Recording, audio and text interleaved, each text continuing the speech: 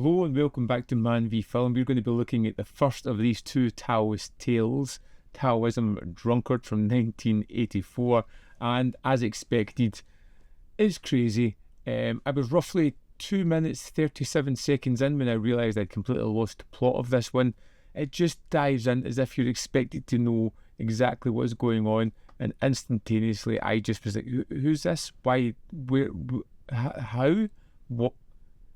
It was just mental, which is, well, I kind of like these movies. It doesn't give you a chance to even catch your breath. We go straight into the craziness of this one, seeing a, Taoist drunkard who just covets wine. He messes up a religious artifact and is told that he needs to go and find a cherry boy. 記住啊，要童子啊！知道啦，即係青頭仔啊嘛。 To bring back so he can do a ceremony and be forgiven for his transgressions. Of course, there is more to it. We've got this bad guy that's just going about kicking everybody's ass, looking for a particular MacGuffin that he's going to use for whatever reason. Doesn't really matter. It's just why he's kicking everybody's ass. Cue tremendous amount of fight sequences that are all wonderful, and a watermelon monster that tries to eat people's penises.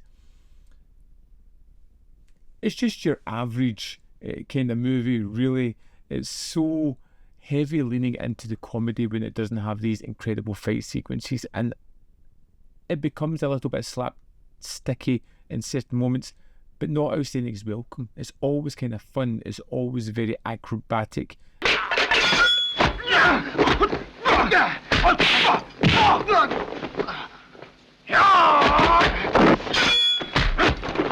And this one is such an odd tone, as you would expect with these kind of movies. I do love these kind of things that are integrated with supernatural elements. This one doesn't go the full way there, but there is a mystery behind the bad guy in this one. There is an interesting torture sequence in this point where they kind of shave the skin off somebody's hands. That is so out there and crazy and incredibly well done, and made me go, what the hell?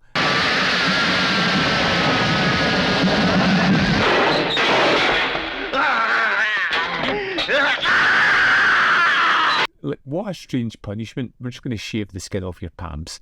It's one of those movies where you're never quite sure what it's going to do next, but there's always an inkling that it's going to be incredible. Whenever we're following our characters, whether it be the cherry boy or the Taoist drunkard, they're always getting themselves into situations that are mildly amusing. And it's whenever these fight sequences happen, which they happen often, is where you kind of sit up, pay attention, and get drawn into these wonderfully choreographed fight sequences that are always changing, always being inventive, and always creating something that is absolutely captivating for the eye. I loved Taoism Drunkard. It was such an odd, out there movie. Very early on, you either need to go with it or realise that it's not for you.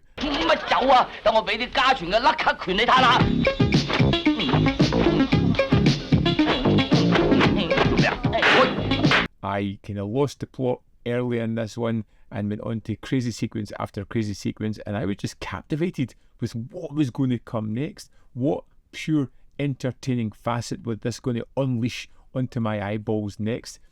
I loved it. Relies a little bit too much on comedy, but for the most part the comedy does generally work. The action is incredible. The storyline, it's kind of complicated and simple at the same time, which is this movie all over. And like I said, it's got a watermelon monster, which, hey, just makes everything better.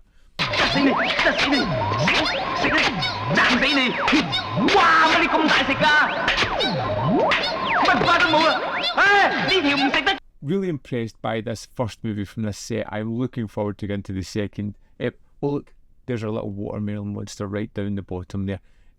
So much fun, so crazy.